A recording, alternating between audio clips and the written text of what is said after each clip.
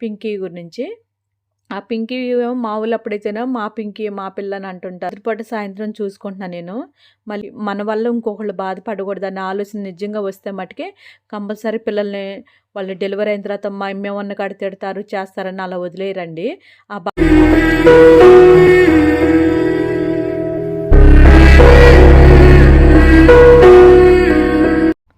Hi అండి. ఇక్కడైతే మన బుడ్డిపల్లి కోసం అయితే అన్నం అయితే రెడీ అవుతుందండి. మొన్న ఒక రోజు మట్టుకు మా అన్నం మొత్తం మేము వండలా పోయి ఒక 8 కేజీలు వండేసి ఉన్నాము. బుడ్డిపల్లి బిస్కెట్లని పాలు కాస్త ఖర్చు అయినా పర్లేదని పెట్టేసి వండి ఆ రోజు కాస్త ఇబ్బంది అనిపించింది. ఆ రోజు చికెన్ కూడా ఎలాగో దొరకలేదని చెప్పి ఆ పని చేసామండి. ఈ తర్వాత అయితే నార్మల్గానే మనం 18 కేజీలు పోసి వండుతున్నామండి. కాకపోతే వీడియోకి అయితే నేనైతే వెళ్ళట్లేదండి. సన్నీ వెళ్తున్నాం, మధు వెళ్తాను కదా, మధువేమో వీడియో తీస్తుండు. మధు రాని రోజు అయితే వీడియో అయితే తీయడండి. సన్నీ వచ్చేసి బుడ్డిపిల్లలు అయితే కాస్త గడగడలాడుతున్నారండి. కాస్త లేట్ అయిపోతుంది కదా, సన్నీ ఒక్కడ అవటం వల్ల ఇబ్బంది అనిపిస్తుంది. నేను వెళ్ళినప్పుడు అంటే మేము చెరువు పక్క అలా పెట్టడం అలా చేస్తూ ఉంటున్నాం కదా, కొంచెం లేట్ అయినా సరే అటుపక్క ఇటుపక్క వెళ్తుంటే అంత లేట్ అనిపించదు కదా.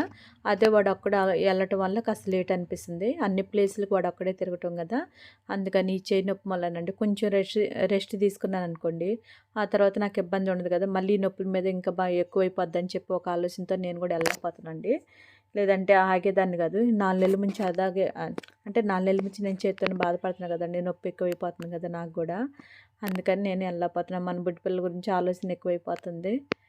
ఏం చేయాలో అర్థం కావట్లేదు. పిల్లలేమో పిల్ల తల్లి కూడా ఎక్కువైపోతున్నారు కదండి, అందుకని ఉన్నా కొద్దిగా. పిల్లలు మళ్ళీ వేరే వాళ్ళు తీసుకొచ్చి కూడా వదిలేశారండి పిల్లల్ని. మరి ఎందుకు అలా చేస్తున్నారో తెలియట్లా. నేను ఎవరిని ఏమనలేకపోతాను, ఇంక వదిలేసాను. నాకే చికాకేస్తుంది. ఎందుకంటే చెప్పి చెప్పి నేను కూడా అలసిపోతాను. ఈ పరిస్థితుల్లో నేను ఆ వీడియోలు చూసి కూడా మళ్ళీ పిల్లల్ని పంపిస్తే ఎలా ఉంటుంది. సరే తను చేయి బాగాలేదులే, ఎందుకులే ఇప్పుడు కూడా ఎందుకు మనం విసిగించడం అని ఒక ఆలోచన కూడా రావట్లేదండి జనాలకైనా అనిపించింది నాకు. అంటే ఈ రోజుల్లోనే ఎవరి స్వార్థం వాళ్ళే అనిపిస్తుంది.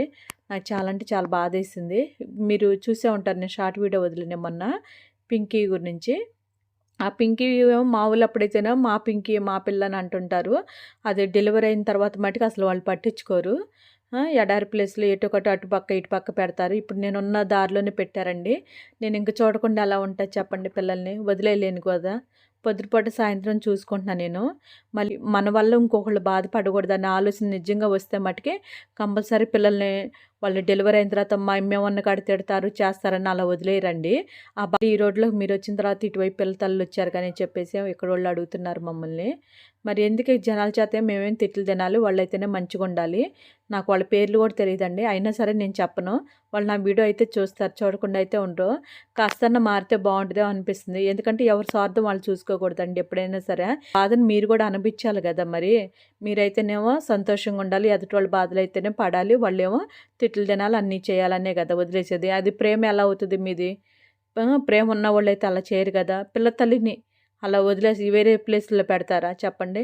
అలా చేయకూడదు కదా. నిజంగా మీ ప్రేమ ఉంటే పిల్లలు పుట్టిన తర్వాత కూడా మీ పక్కన రోడ్డు పక్కన ఎక్కడో చోటకడ పెట్టేసి వాళ్ళకి అన్నం పెడతారు కదా.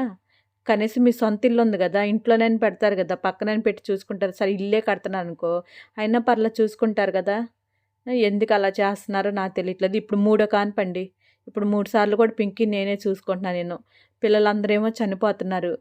ఆమెకు అసలుకి ఆపరేషన్ చేపిద్దాం అనుకున్నా, తీసుకెళ్ళంగానే ఆమెకి స్కిన్ ఏదో ఇదైందని చెప్పేసి ఆపరేషన్ చేయలే అప్పుడు వాళ్ళు. చేయకుండా పంపించేశారు. లేదంటే ఆమెకు ఆపరేషన్ చేస్తే ఈ బాధలే ఉండేవి కాదు అనిపించింది. ఎందుకు ఆమె పిల్లలు మేము చూసుకోవటం, ఆమెకి ఏదైనా అయినా సరే ఆ పిల్లలకి ఏదైనా అయినా మాకు టెన్షను. ఇప్పుడు నిజం చెబుతున్నా, ఈ టైంలో వర్షం వచ్చింది అనుకోండి, చాలా అంటే చాలా ఇబ్బంది నాకు. ఆ పిల్లల్ని ఎక్కడ పెట్టాలో కూడా నాకు తెలియదండి.